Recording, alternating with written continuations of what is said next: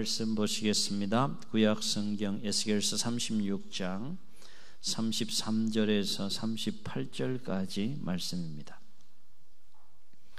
에스겔서 36장 33절에서 38절까지 말씀입니다. 1209면쯤에 있습니다. 교독하시겠습니다. 주 여호와께서 이같이 말씀하셨느니라. 내가 너희를 모든 죄악에서 정결하게 하는 날에 성읍들의 사람이 거주하게 하며 황폐한 것이 건축되게 할 것인즉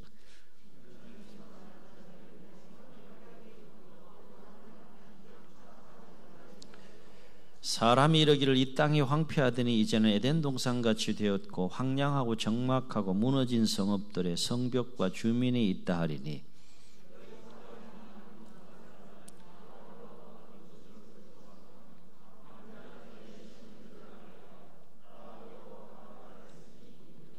주 여호와께서 이같이 말씀하셨느니라. 그래도 이스라엘 족속이 이같이 자기들에게 이루어 주기를 내게 구하여야 할지라.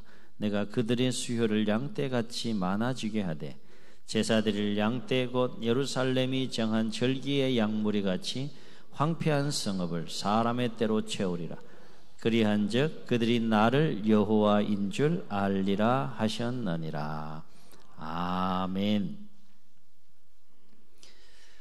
우리가 성경을 읽어 나아가면서 주목해야 될 것 중에 하나는 뭔가 하면 하나님은 끊임없이 하나님의 백성들에게 기도를 요구하신다는 거예요.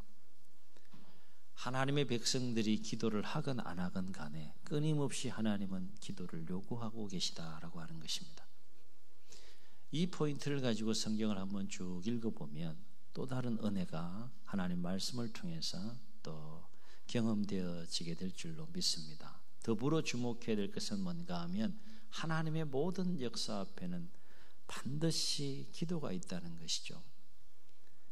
섭리 가운데 계획한 그 계획이 하나님의 섭리 가운데 때를 조율하여 성취하실 때에는 반드시 그 앞에 기도의 역사가 있는 것을 성경을 통해서 보게 됩니다. 그러면 우리는 질문해야겠죠. 왜일까? 왜 하나님은 하나님의 백성들에게 그렇게 기도를 요구하시는 것일까? 왜 하나님의 새로운 역사 앞에는 왜 기도가 반드시 있는 것일까? 오늘 말씀은 이 질문에 우리에게 좋은 해답을 주는 말씀이 되리라 생각되어집니다. 오늘 말씀은 이스라엘 백성들이 그들의 죄악으로 인하여서 하나님의 심판으로 현재 바벨론 포로 생활을 70년간 하고 있는 그런 상황 속에서 에스겔을 통하여 하신 말씀입니다.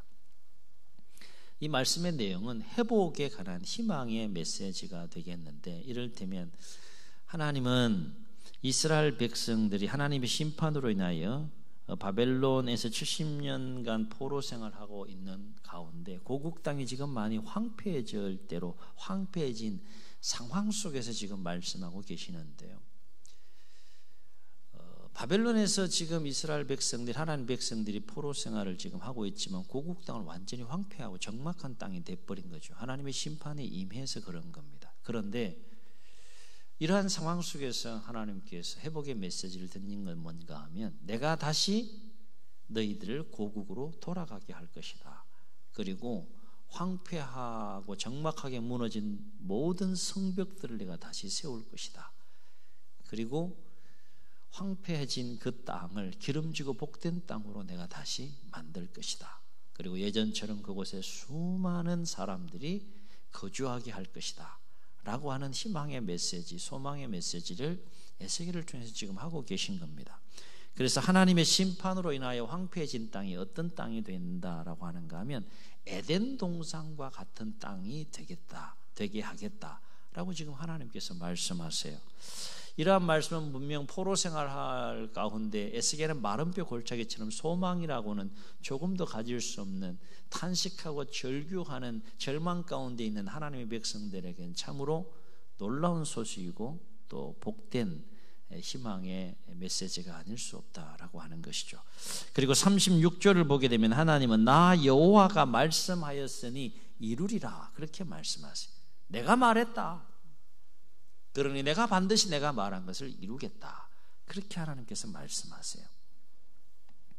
그런데 하나님은 이 놀라운 회복에 관한 희망의 그 메시지를 에스겔을 통해서 던지면서 추가적으로 한 가지 더 강조하시면서 하시는 말씀이 있었는데 그것이 37절의 말씀이에요. 37절에서 하나님께서 뭐라고 말씀하셨는가 하면 주 여호와께서 이같이 말씀하셨느니라 그래도 이스라엘 족속이 이같이 자기들에게 이루어 주기를 내게 구하여야 할지라 그랬습니다. 아멘. 그래도 나의 백성인 이스라엘 족속이 이같이가 뭐예요? 하나님께서 계획하시고 하나님께서 앞으로 하나님의 백성들 가운데 이루어 주시고자 하시겠다라고 말씀하신 그것을 자기들에게 이루어 달라고 내게 구하여야 할지라 그렇게 하나님께서 말씀하고 계십니다. 무슨 말씀입니까? 분명히 하나님은 놀라운 회복에 관한 그 희망의 메시지를 지금 에스겔을 통해서 하고 있지만 그래도 하나님의 백성이 하나님이 이루고자 하는 바를 이루어 달라고 구하고 기도할 때 그것을 이루시겠다는 거예요. 그것을 성취하시겠다는 것입니다. 다시 말해 내가 너에게 말한 것을 반드시 이루어 다시 회복시키겠지만 그럼에도 불구하고 뭐 하라는 거예요? 그것을 이루어 달라고 나에게 기도하라. 지금 그렇게 말씀하고 계시는 겁니다. 자, 그렇다면 그냥 뭐 하나님께서 귀하게 좋은 마음을 가지시고 또 이루어 주시겠다고 말씀하셨으면 뭐 그냥 이루어 주셔도 되는데 왜 굳이 하나님께서는 하나님 백성들에게 그렇게 그것을 이루어 달라고 구하라, 기도하라 그렇게 말씀하시는 것일까? 묵상을 통해서 깨닫게 되는 중요한 이유가 있습니다. 그것은 기도하지 않으면 하나님의 은혜를 깨닫지 못하고 기도하지 않으면 하나님의 은혜를 알지 못하기 때문이다 하는 거예요. 아멘. 이 진리를 깊이 깨달을 수 있기를 주의 이름으로 축원합니다. 이 하나님의 기도를 요청하시는 하나님의 백성들에게 기도를 요청하시는 하나님의 거룩한 의도와 마음을 깨달을 수 있기를 주의 이름으로 축원합니다. 다시 말해 기도하지 않는 가운데 하나님께서 계획하신 그 일을 성취하시게 되면 이스라엘 백성들이 그것이 하나님이 하신 일인 줄도 모르고 하나님의 은혜를 깨닫지 못한다는 거예요. 그래서 38절 하반절에서 이와 관련해서 하나님께서 하신 말씀이 뭡니까? 38절 하반절에 보면 이렇게 말씀하세요. 그리한즉 그들이 나를 여호와인 줄 알리라 그랬어요.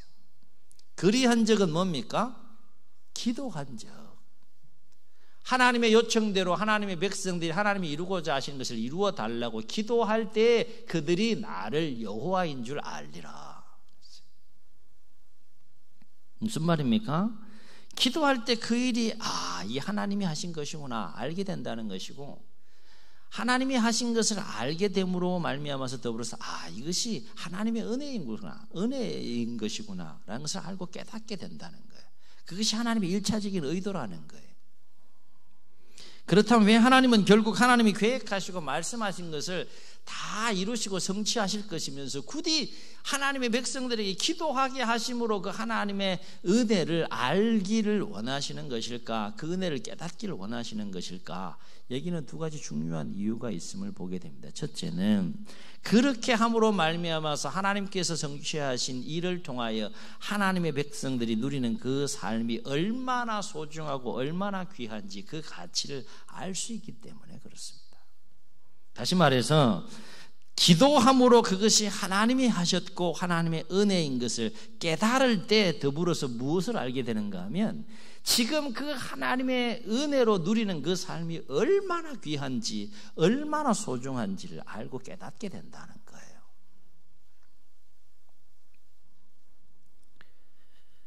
만약에 기도 없이 하나님께서 성취하신 것을 누리게 된다면 어떻게 되겠는가? 가치를 알지 못하고 누리게 되면 어떻게 되겠는가? 그렇습니다. 하나님이 하신 일을 알지 못할 뿐만 아니라 하나님의 은혜를 알지 못한 채 그것을 그냥 마냥 마땅히 누려야 할 삶을 누린다라고 착각할 수 있다는 거예요. 이건 내가 마땅히 누릴 수 있는 삶이야. 하나님이 배제되는 거죠. 이건 당연히 내가 누리는 삶이야. 기도하지 않고 하나님께 성취하신 것을 누리게 되면 그 내가 누리는 삶이 하나님이 하신 일이고 하나님의 은혜로 누리는 것을 알지 못하기 때문에 너무나 당연하게 여기게 된다라고 하는 거예요. 여쭤보겠습니다. 영적인 안목에서 볼 때 하나님의 은혜 없이 우리가 살 수 있겠습니까?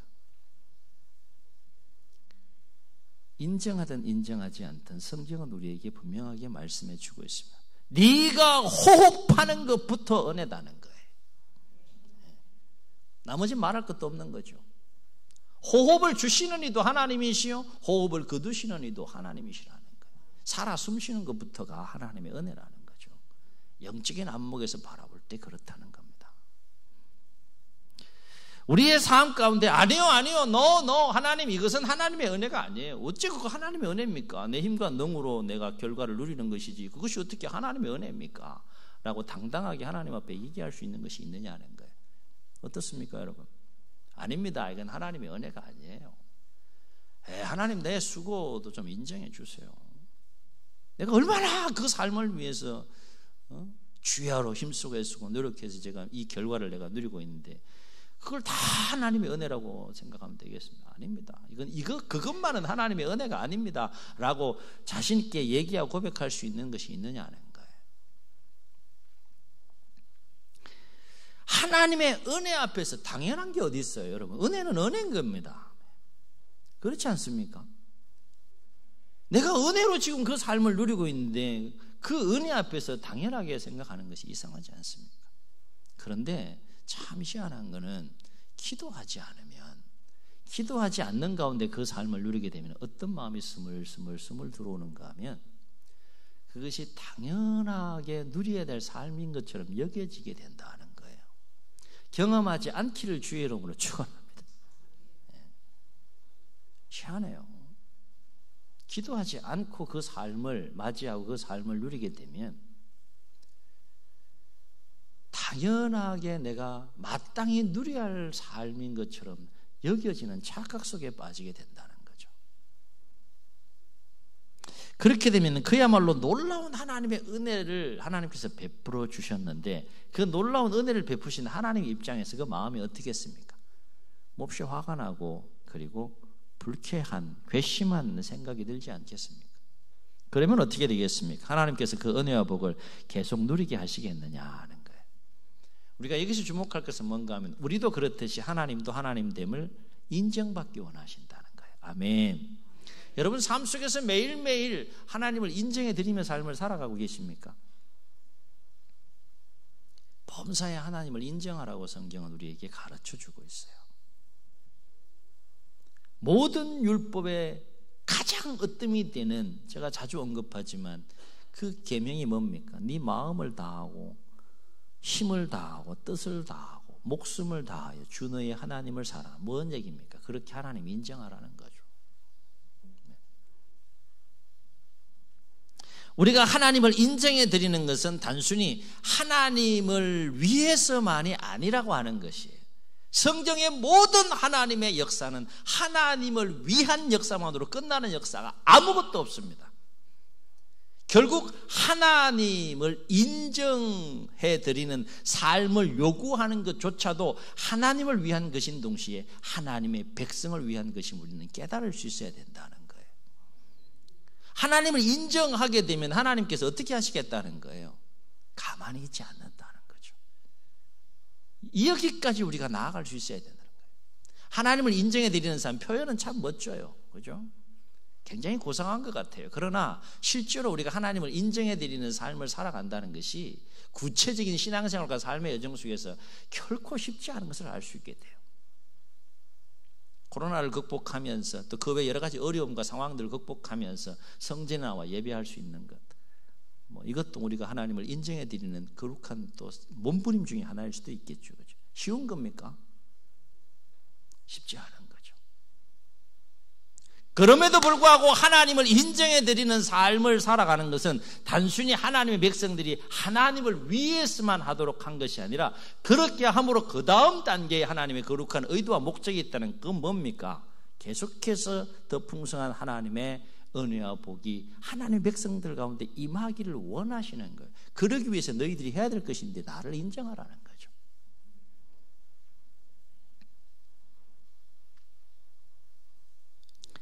사랑하는 성도 여러분, 왜 하나님은 굳이 기도하게 하심으로 우리가 누리는 것이 하나님의 은혜인 것을 깨닫고 알길 원하신 것일까? 또 한 가지 중요한 이유를 우리가 생각해 볼 수 있는데, 그것은 그렇게 함으로 좌고하여 넘어지지 않기를 원하시기 때문이다 하는 거예요. 우리가 삶을 살아가면서 여러 가지 다양한 이유와 상황들로 인해서 마음이 무너지는 일들이 얼마나 많습니까? 얼마나. 1부 때도 제가 질문을 드렸는데, 여러분, 마음이 높아지는 게 쉬워요? 마음이 낮아지는 게 쉬워요? 그래서 제가 항상 또 이렇게 또 이지선당으로 1번 마음이 낮아지는 게 쉽다, 2번 마음이 높아지는 게 쉽다. 이렇게 질문해도 대답을 안 하시면 어떻게 질문해야지 쉬울까요? 일반적으로 생각해 보게 되면 마음을 낮추는 것보다 마음을 높이는 것이 훨씬 더 쉬워요. 그러나 예배에 참여한 우리 공동체는 마음을 낮추는 것이 더 쉬워지는 은혜의 삶을 누리실 수 있기를 주의 이름으로 축원합니다. 그것이 하나님이 보시기엔 정상인 거예요. 마음을 높이는 것보다. 그런데 마음을 낮추는 게 쉬워요? 어려워요? 사실 어려워요. 그런데 왜 그렇게 어려운 일을 하나님께서 하나님 백성들에게 요구하시느냐? 그 다음 단계에 계획이 있는 거예요. 뭐예요? 부어주고 싶은 거예요.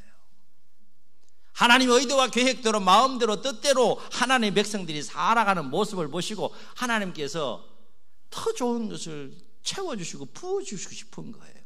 그릇이 크고 깨끗해야지 뭔가 담을 수 있는 거 아니겠습니까? 무조건 담을 수 있는 건 아니잖아요. 그죠? 준비하라는 거죠. 준비할 수 있는 것 중에 하나가 뭔가 하면 하나님의 더 새롭고 놀라운 풍성한 은혜를 우리가 담아내고 누리기 위해서는 마음을 낮추라는 거죠. 마음을 낮추기 위해서 해야 할 일이 뭐라는 거예요? 기도하라는 거예요. 기도하지 않으면 어떤 현상이 일어난다는 겁니까? 마음이 높아진다는 거죠. 하나님이 하신지 몰라요. 하나님의 은혜를 몰라요. 당연히 누려야 할 것처럼 생각하기 때문에 마음이 높아지는 거. 높아지면 어떻게 됩니까? 넘어지는 겁니다. 여러분, 제가 자주 예를 들지만 출애굽 1세대가 왜 하나님의 그토록 크고 놀라운 권능과 은혜의 역사를 경험하면서 아브라함 때 약속한 것을 그들은 약속의 시대가 아니고 성취의 시대를 살면서 가나안 땅을 향하여 하나님께서 인도해 가시는데 왜 그 땅을 밟지 못하고 결국 광야에서 다 죽었느냐? 그들의 삶 속에는 끊임없는 원망과 불평이 있었어요. 왜 원망과 불평이 있었을까? 역으로 추적해 보게 되면 그들의 그 삶 속에는 하나님의 은혜를 알지 못하는 거죠. 하나님의 은혜를 깨닫지 못하는 거예요. 감사가 없어요. 하나님의 은혜를 알지 못하고 깨닫지 못하는데 어떻게 감사가 있겠어요? 출애굽의 여정이 보통 여정입니까? 감사할 일들이 뭐 한두 개입니까? 그러면 왜 그들의 삶 속에 하나님의 은혜를 알지 못하고 감사하지 못하고 원망하고 불평할 수밖에 없었을까? 역으로 추측해 보게 되면 출애굽 1세대의 그 삶 속에는 기도가 없었어요. 기도가. 여러분, 출애굽기를 다시 한번 이 관점을 가지고 쭉 읽어보세요. 기도가 없어요. 기도가. 모세가 기도해서 해결해 가죠. 기도가 없어요. 하나님께서 그냥 기도하라고 하는 것은 단순하게 기도하라는 것이 아니라 이런 깊은 경륜과 섭리 가운데서 하나님께서 요구하고 계시는 거예요. 개인이 무너지게 되고 공동체가 무너진다니까요. 여러 가지 예가 있겠지만 또 한 가지 예를 들면 사울과 우리가 다윗의 인생을 비교해 볼 수 있어요. 사울의 인생은 무너진 인생이고 다윗의 인생은 세워지고 끝까지 하나님의 붙드심 가운데 존귀하게 삶을 살다가 마무리하는 인생의 차이점이 뭘까? 여러분, 사무엘 상하를 쭉 읽어 나아가시면서 이 사울과 다윗의 인생을 다시 한번 이 관점을 가지고 한번 읽어보세요. 사울과 다윗의 그 인생의 한 인생은 무너지고 한 인생은 세워지는 그 중요한 차이점이 어디에 있을까? 사사기를 마무리하고 하나님이 원하신 것은 아니지만 왕을 요구했을 때 왕정사가 시작되면서 초대 왕으로 세워진 인물이 사울이에요. 보통 은혜입니까? 보통 축복입니까? 왕으로 세움받았다는 측면에서는 다윗도 사울도 동일한 하나님의 은혜가 임했어요. 그런데 왜 한 인생은 무너지고 한 인생은 끝까지 하나님의 은혜 속에 붙들림 가운데 승리하는 삶을 살아가느냐? 이유가 뭐냐 도대체? 이유가 어디 있느냐? 차이가 어디 있느냐? 사울의 삶 속에 가만히 계속해서 추적해서 한번 들어가 보세요. 기도가 없어요. 기도가 없으니까 사람이 어떻게 되는 줄 아십니까? 그 엄청난 하나님의 은혜를 자기가 누리고 있는지 몰라요. 감사가 없어요. 인간의 생각과 욕망이 충만하게 역사해서 끊임없이 다윗을 죽이려고 하는 가운데 자신의 인생이 비참하게 끝이 나요. 그런데 다윗의 인생을 보세요. 끊임없이 다윗은 하나님 앞에 온전한 예배자로 서기도 했지만 끊임없이 기도하는 다윗의 모습을 보게 돼요. 시편을 통해서 보세요. 막 구구절절합니다. 죽을 죄를 졌어요. 하나님 앞에 정말. 그러니까 하나님 내가 죽을 죄를 졌습니다. 마음을 짓습니다. 용서해달라고 기도하는 다윗의 모습을 보게 됩니다. 하나님께서 기도에 응답해 주셨을 때 너무 어린아이처럼 막 기뻐하면서 하나님을 찬양하고 감사 찬송하면서 기도하는 다윗의 모습을 볼 수 있어요. 절체절명의 위기 가운데에서 자기의 한계를 느끼면서 하나님의 도우심을 구하며 부르짖고 기도하는 다윗의 모습을 시편을 통해서 우리가 만나게 돼요. 여러분, 기도를 우리가 굉장히 과소평가하는데요. 여러분, 그렇지 않습니다. 기도하는 인생과 기도하지 않는 인생은 이렇게 다릅니다. 그렇습니다. 기도하지 않으면 하나님의 은혜를 알지 못하고 하나님의 은혜를 알지 못하면 반드시 마음이 높아져서 실족할 수밖에 없다 하는 거예요. 그렇게 되면 하나님께 주신 은혜와 복은 더 이상 은혜와 복으로 역사하지 않고 우리의 인생의 걸림돌이 되고 독이 될 수 있다라고 하는 것입니다. 결국 하나님께서 기도하게 하시는 궁극적인 이유와 목적이 어디 있는 겁니까? 기도함으로 하나님의 은혜를 알고 그 은혜를 계속해서 은혜와 복을 풍성하게 누리시기를 원하시는 하나님의 깊은 하나님의 자녀 백성들을 향한 마음이 담겨 있다는 거예요. 기도하라 그러면 그 속에 그런 마음이 담겨 있다는 거죠. 계속해서 하나님은 상황이 어떠하든지 간에 하나님의 백성들이 하나님의 은혜와 사랑 가운데 계속해서 머물러 있기를 원해요. 머물러 있기를.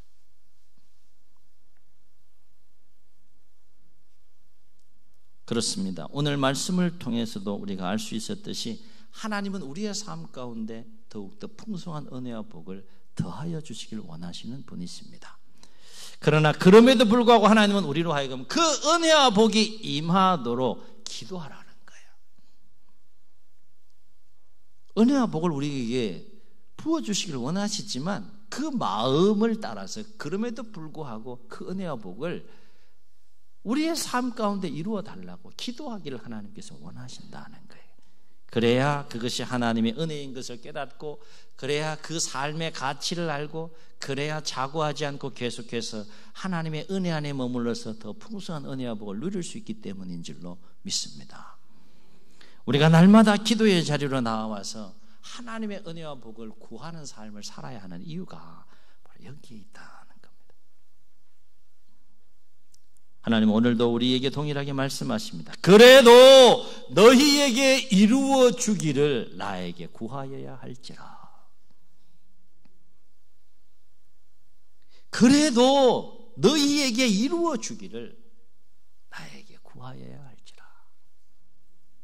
사랑하는 성도 여러분, 우리가 계속해서 자고하여 넘어지지 않고 하나님의 풍성한 은혜와 복을 누리며 살기를 원하신다면 기도의 자리를 회복해야 되지 않겠느냐 하는 거예요. 이유와 상황을 불문하고 뛰어넘어 기도의 자리로 우리가 나아가야 되지 않겠느냐 하는 겁니다. 바로 없기는 그래도 내게 구하여야 할지라, 그래도 기도하라 라고 하시는 이 하나님의 말씀에 우리가 순종하여 우리의 신앙생활의 기도의 자리가 다시 회복되므로 더욱더 풍성하고 그리고 새로운 하나님의 은혜와 복을 누리시는 복된 생애와 삶이 되시기를 주의 이름으로 축원합니다. 축원합니다. 우리 말씀을 기억하시면서 우리 함께 찬양하시고 한번 통성으로 기도하겠습니다.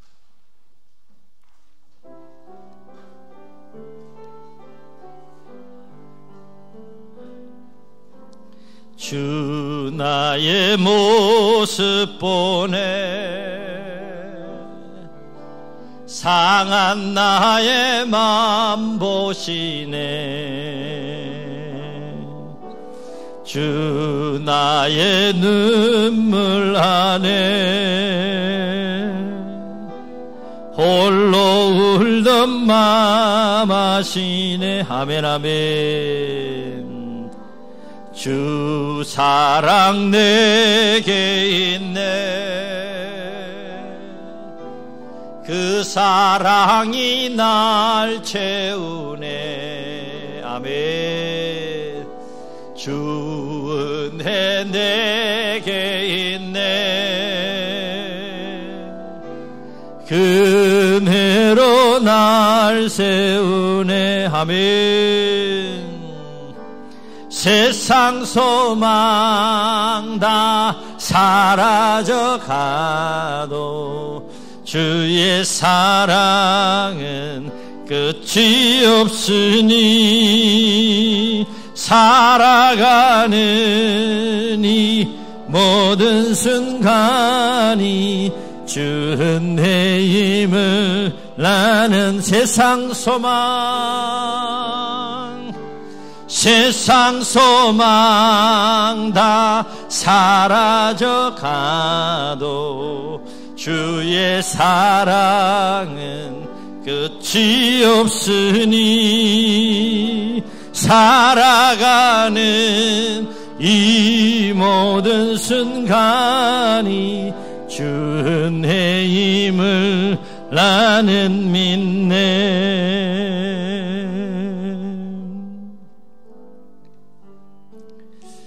그렇습니다. 우리가 함께 찬양했던 것처럼 우리가 또 함께 나눈 말씀처럼 살아가는 이 모든 순간순간이 하나님의 은혜가 아닌 것이 있습니까?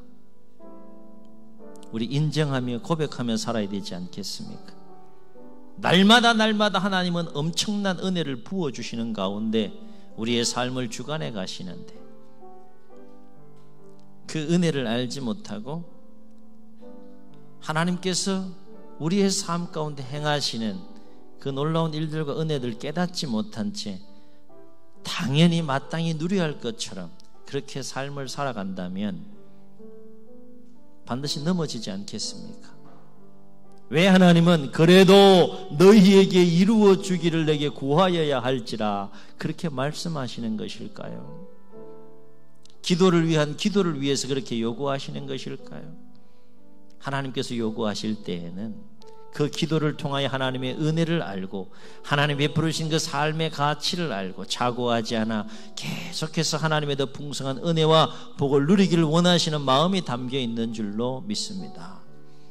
하나님 다시 기도의 자리로 나아가게 하시고 기도의 삶이 회복되게 도와주셔서 하나님을 향하여 마음의 문을 열고 기도할 때 하나님의 풍성한 은혜를 깨닫는 시간들이 되게 하시고 그로 인해서 우리가 자고하여 넘어지지 않고 계속 더 풍성한 하나님의 은혜와 복 가운데 승리하는 삶을 살게 하여 주옵소서. 이런 마음을 담아서 말씀 기억하시며 우리 결단하시고 주님 세 번 부르시고 통성으로 기도합니다. 주여